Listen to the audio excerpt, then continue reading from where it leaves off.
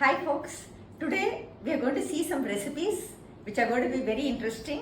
Come, let's watch. இன்னைக்கு கல்யாண style pineapple ரசம் எப்படி தயாரிக்கிறது அப்படின்னு பார்க்கலாம்.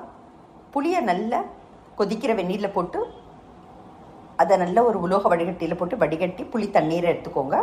இதோட ரசப்பொடி, மஞ்சள் தூள், உப்பு சேர்த்து நல்லா அதோட பச்சை நெடி அடங்க கொதிக்க விடுங்க.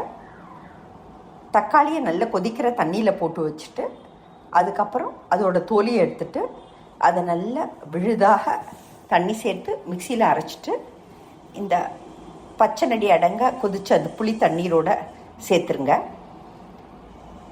பைனாப்பிளை பீசஸாக கட் பண்ணிக்கோங்க.